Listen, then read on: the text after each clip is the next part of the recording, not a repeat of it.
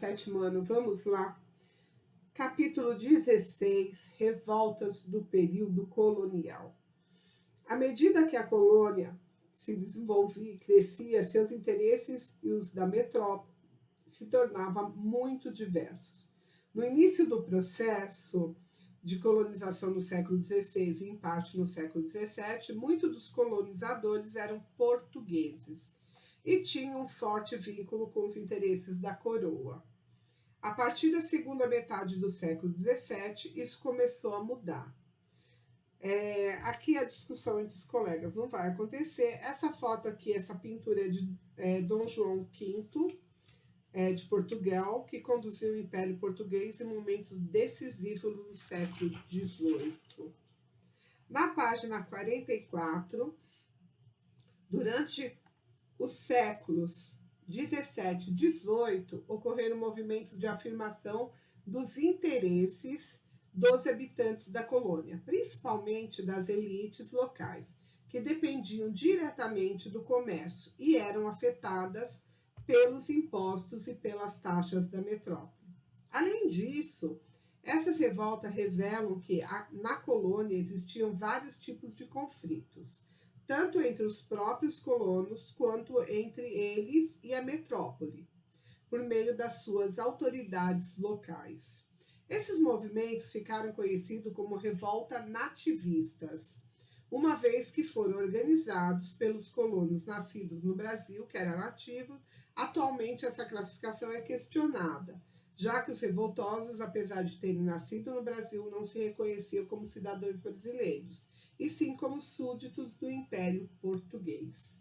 Em geral, as revoltas ocorridas nesse período buscavam maior liberdade política e econômica, sem exigir o rompimento dos laços políticos que uniam a colônia e a metrópole. Aqui na página 45, tem interpretando os documentos, né, que vocês vão estar fazendo, A1 e A2.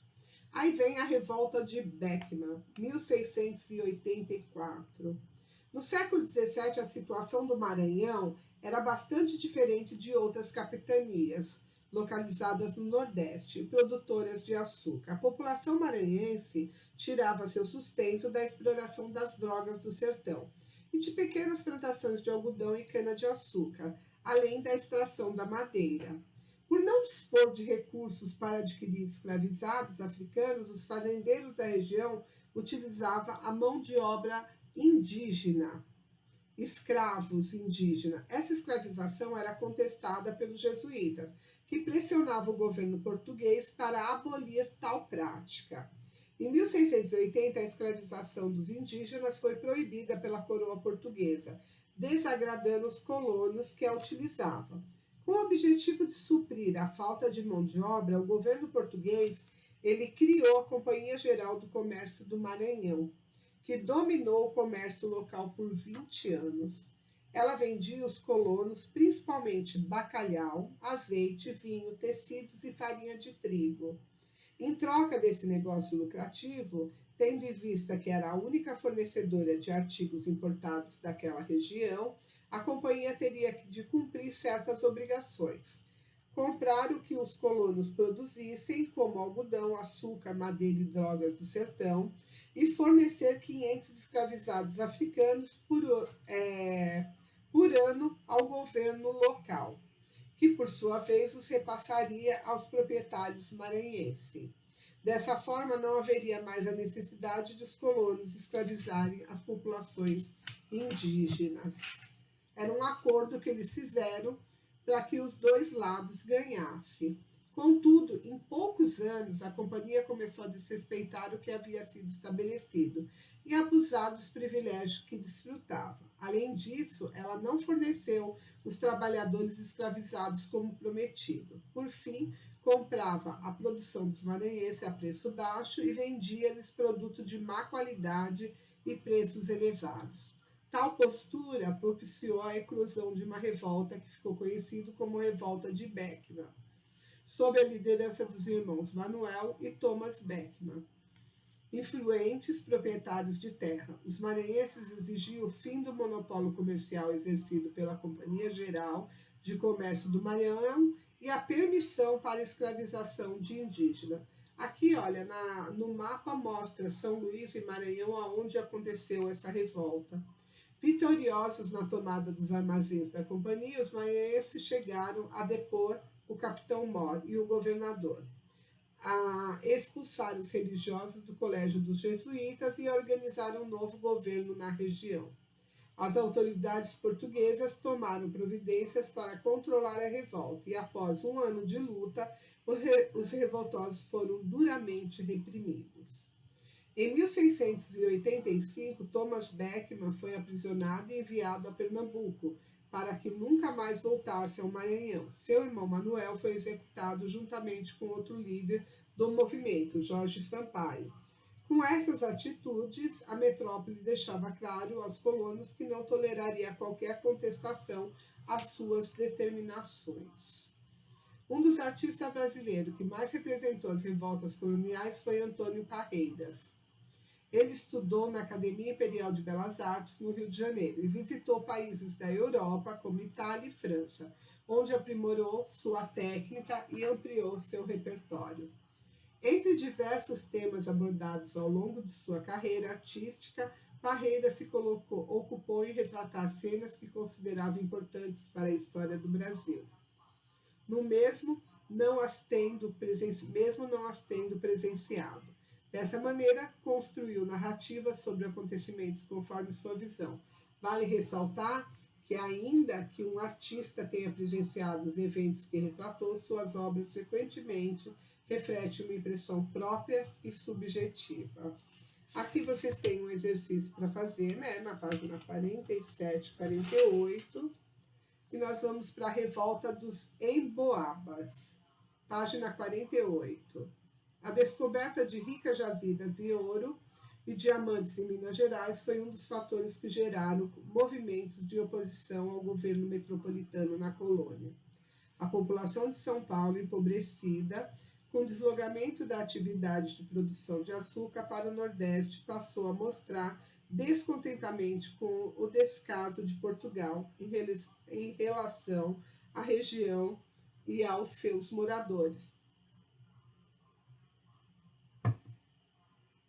Quando a União Ibérica chegou ao fim, em 1640, muitos espanhóis que viviam em São Paulo lideraram um movimento para tornar o território independente de Portugal.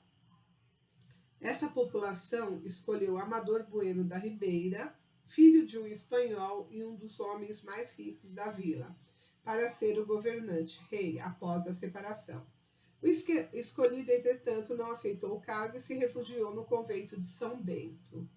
Diante do fracasso, os paulistas passaram a organizar expedições para o interior do Brasil em busca de riquezas. As bandeiras de prospecção.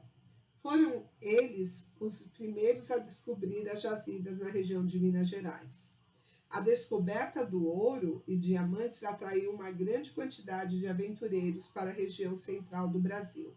Os paulistas passaram a reclamar a posse das minas por terem sido eles os descobridores das jazidas. A disputa pelas terras ricas em ouro e pedras preciosas levou à eclosão da revolta dos Emboabas. Os paulistas desejavam ser os únicos a explorar o ouro encontrado, por isso entraram em confronto com os novos exploradores, provocando um conflito que durou de 1707 a 1709. Buscando dominar a região de Minas Gerais e expulsar os paulistas do território. Os forasteiros portugueses e brasileiros de outras regiões, conhecidos como Emboabas, reuniram-se em um grupo de aproximadamente 2.000 pessoas, liderada por Manuel Nunes Viana. Ele foi proclamado pelos Emboabas governador da região mineradora. Essa atitude afrontava diretamente a coroa portuguesa, pois nomear ou proclamar governadores era prerrogativa exclusiva do rei.